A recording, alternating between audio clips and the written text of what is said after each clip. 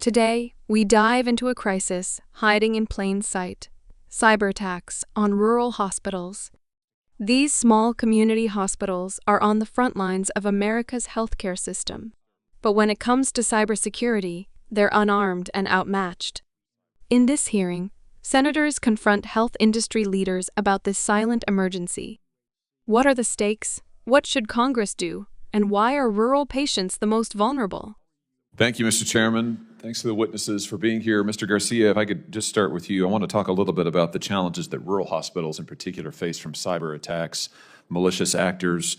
What do you think, thinking about the Volt Typhoon attack of this last year and a half, what do you think are the most important lessons that we ought to draw from that attack, and particularly if you could apply this to rural hospitals and the challenges that they face? Well, thank you, Senator. Certainly there are very sophisticated attacks out there from nation states and other sophisticated criminal groups that are beyond the capacity of rural, small, critical access health systems to counter, even the larger health systems. We cannot beat nation states. We did a publication in May called On the Edge. We interviewed 40 executives across 30 states, not just rural, but critical access, FQHC, small practices, asking them, what are your concerns about cybersecurity? How are you prepared to deal with it? And what would you need from the government or from your community to support you on that? And the results were not surprising. They said, we know what to do. We don't have, as Ms. Stevenson said, we don't have the capacity in workforce to deal with this. We don't necessarily need training. We need people. Bring the people in, and we need some support, whether it's financial incentives to invest in better cybersecurity or direct financial support. So there's a lot of, I commend the report too. There's a lot of recommendations in there for both us in the industry and for the government. Ms. Stevenson, do you want to add anything to this? I think that was a great summary. Thank you. More than 40% of the hospitals in Missouri, my state, are rural hospitals, and about half of those are critical access hospitals. And I just want to underscore something you said, Mr. Garcia, that many of these hospitals have faced some level of cyber attack, and they simply don't have the personnel or the budget to deal with it. They don't have a cybersecurity officer on staff. They don't have the budget to work on turning back cyber attacks. What should Congress be doing to help rural hospitals in particular be able to meet the challenge of malicious cyber actors and the threats that this poses to patients, that it poses to hospital staff, that poses to the working of the hospital? I mean, what can we be doing to help rural hospitals? I'll start with you, Mr. Garcia, and then anybody on the panel who wants to respond is welcome to. Well, certainly we've talked about better incentives. When you think about CMS, can they tie some level of reimbursement to better cybersecurity practices? You're doing the right thing. You're implementing the health industry cyber practices that we produced, or the NIST framework. We're going to give you a little bit of a bump on your reimbursement. That's real money. Senator Husted talked about National Guards at the state level, those who can help in what we call a 911 cyber civil defense. How can we rally the community around your rural hospitals who do have the expertise? It's a lower cost option, but where the government can be using its reimbursement authority as leverage, that can be helpful. Very good. Anybody else want to add to this? Yes, sir, Mr. Weissman. Well, 2 points. One, unfortunately, I'm afraid that the reconciliation costing rural hospitals Medicaid funding is going to make some of these challenges harder. But two, I wanted, in building on work that you've done, and Mr. Garcia talked about Change Healthcare as a utility, because we have so much concentration in the industry.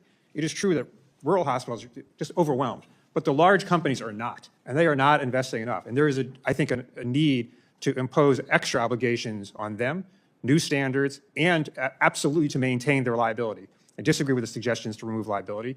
The way they're going to be held accountable if we don't have adequate regulatory standards is through lawsuits that make them pay retrospectively. Better if we could stop it in the first place. I've introduced a bipartisan bill called the Rural Hospital Cybersecurity Enhancement Act. It does some of the things that you were just talking about, Mr. Garcia. It starts at just a very baseline level, directing HHS to develop a comprehensive cybersecurity strategy for rural hospitals, to look at workforce needs, to look at funding needs. I think this is long past due, and again, I can just tell you, coming from a state where 40% of our hospitals are rural. I grew up in a rural area. I live in a rural area now. I grew up in a rural area. Those hospitals are often the lifeblood of those communities, and they literally save people's lives. And we've got to do more than we are doing now to protect those hospitals, number one, in all of their operations, but also number two, in helping them from the cybersecurity threat, because they're simply not equipped to deal with it. And realistically, they're not going to be, absent some assistance from the federal government. They do not have the wherewithal on their own. So we've got to do more. I hope that we'll be able to mark up this bill soon in this committee and take it to the floor as a place to start. Thank you all for your testimony. The hearing opens with a direct question to cybersecurity expert, Mr. Garcia. What lessons did we learn from recent attacks like the Vault Typhoon breach? His answer is sobering. These attacks are coming from sophisticated nation-state actors and cyber-criminal groups. Most rural hospitals don't even have a cybersecurity officer, let alone the infrastructure to fend off a coordinated digital assault.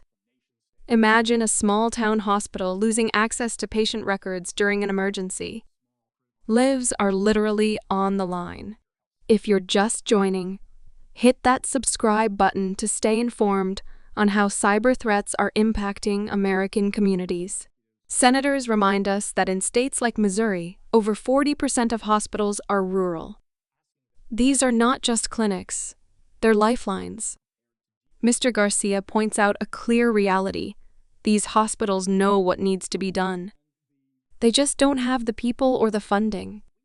They're asking for help, not more training, but boots on the ground. Ms. Stevenson echoes the concern. The need is urgent, and capacity is dangerously low. This is a national problem that demands national attention. Hit subscribe to support investigative coverage like this. So what's the solution? Mr. Garcia suggests tying federal reimbursements to cybersecurity upgrades. If a hospital follows national cyber standards, it gets more support, real incentives, and real impact. Senators also discuss activating state-level resources, like the National Guard, to create a kind of Cyber 911 response for rural communities. Mr. Weissman joins in, pushing for higher standards for big healthcare tech providers and keeping their liability intact. If you believe these companies should be held accountable, hit that subscribe button now.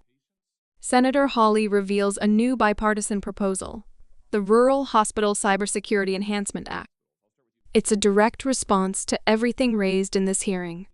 It mandates HHS to create a detailed strategy addressing staffing shortages, funding, and long-term cyber resilience for rural hospitals. This bill could be the start of a stronger digital shield for small-town America. If you support bipartisan solutions to protect healthcare, be sure to click that subscribe button. This hearing exposed a quiet crisis. Rural hospitals are under digital siege. And without federal help, they could fail when patients need them most. Congress has a path forward, but action is needed now. Communities can't wait. Share this video, comment with your thoughts, and most importantly, subscribe for more hard-hitting coverage of the issues that matter most. Until next time, stay informed, stay engaged, and stay safe.